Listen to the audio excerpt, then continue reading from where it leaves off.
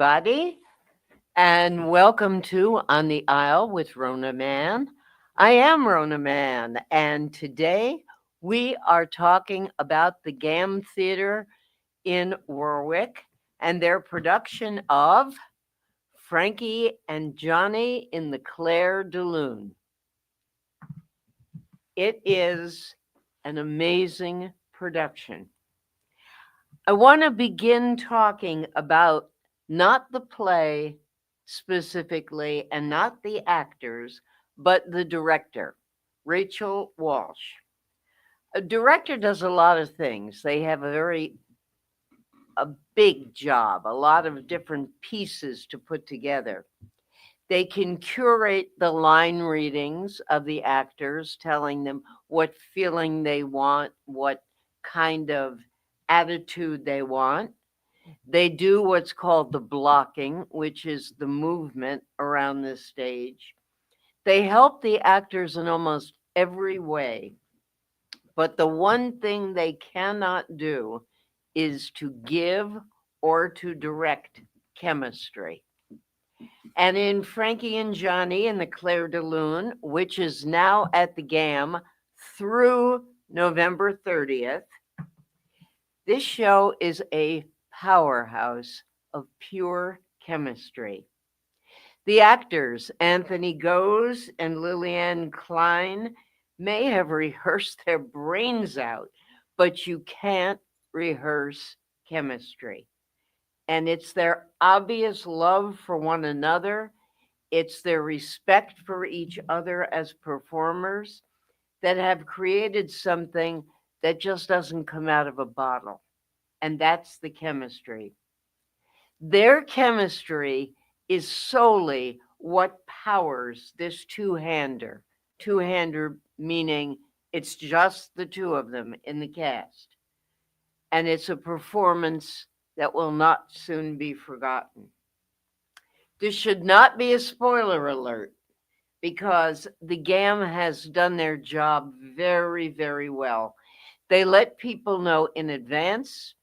They let them know online, that let them know when they bought tickets, and throughout the lobby before you enter through signage that there will be in this performance brief nudity, some objectionable language, and sexual references throughout. So if your sensibilities are such that it's going to bother you, don't go. Sit this one out and go to the next show, which is Eureka Day and begins after the holidays on January 8th. This is a wonderful show, but if that's the kind of thing that will bother you, it's not your show. However, I went last Sunday to the matinee, which was, from what I could see, 100% sold out. I did not see a single empty seat. And being a matinee on a miserably rainy, horrible weather day, it was filled with seniors. I always say, when I look around and I say, gee, I must be one of the youngest here. Believe me, it was filled with seniors. But nobody appeared offended. Nobody at all. And after intermission, and there is the telling thing, every seat was still filled again. So they got it, and they weren't bothered by it. Why? Again, I go back to Rachel Walsh, the director. She knows how to direct a brilliantly written script. This script was written by Terrence McNally, absolutely no stranger to the Broadway stage or to playwriting. He has written some of the best plays we have. And this was written way back, and it was mounted, I believe, in 1987. So to be able to direct a show like this and not put any undue emphasis on material that could offend, your bottom line is it's not offensive because it is the plot. It's part of the makeup and the language of the two characters. So it's just normal for them and very quickly becomes normal for us. They are communicating, these two people, the only way they know how, which is out of loneliness and desperation and the constant need to be held and hugged. I have read in a number of places that Frankie and Johnny in the Clair De Lune is a story about connection. And it is that, but it's a whole lot more. Brief plot. They both work in a restaurant in the Hell's Kitchen section of New York City, which now is getting kind of trendy, but back in the 80s, it was truly Hell's Kitchen. He is the short order cook for the restaurant, kind of a star for the little restaurant. People come in for his Western sandwiches. Westerns being the Western omelet, obviously on a sandwich, on bread. She is a tired waitress who has thrown half her life away by her own admission. And any quotes she gives are quotes of regret and just anger and not a happy person. Neither one of them is going anywhere, or so it seems. She's more or less given up because she spent half her life doing nothing but being disappointed. But Johnny wants to fall in love like that. And immediately he knows there is something better out there and he wants it. In fact, it's interesting. He is a blue collar type guy, served a little time in prison in the past, working in a restaurant that's not exactly 5 star.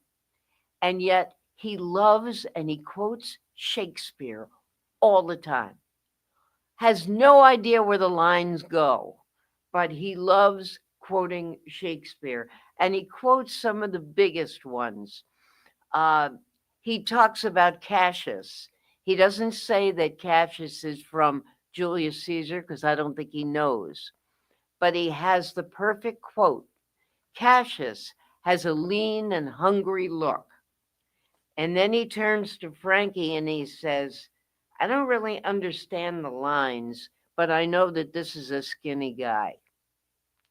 He also talks about the fact that when he's reading Shakespeare, half the time he doesn't get the wording at all, the language, but that Shakespeare has a wonderful way of making it all come together for something good in the end. And that's what he gets. And that's what he wants out of his life. And that's what this play is. There's a lot of humor, tremendous humor. There is some sadness, but in the end, it does come together for something good. After the sex comes the afterglow. But in Frankie and Johnny, after the sex and the afterglow, that's followed by the arguing, the back and forth, hilarious banter, the coming together and then pulling apart, the hugging and then a slap, and then some happily ever after. Kind of like Shakespeare, not getting what's going on, but liking the end. You're going to want to cheer for Frankie and Johnny as characters, and you'll stand up and cheer for Anthony Goes and Lillian Klein as actors. I took a piece from one of Johnny's monologues because I think you might like it and you'll get it. He's talking to Frankie and he says, I'll tell you something, Cinderella. Your Prince Charming has come. Wake up before another 1,000 years go by.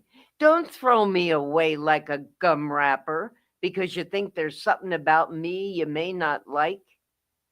I have what it takes to give you anything and everything you want, and that would please me enormously. All I ask back is that you use your capacity to be everyone and everything for me. It's within you. If we could do that for each other, we could give our kids the universe. He's talking about he wants them to have kids. They'd be Shakespeare and the most beautiful music ever written, and a saint, maybe a champion athlete or a president all rolled into one. Terrific kids. How could they not be? We have a chance to make everything turn out all right again. Turn our back on everything that went wrong. We can begin right now and all over again, but only if we begin right now, this minute, this room, and us.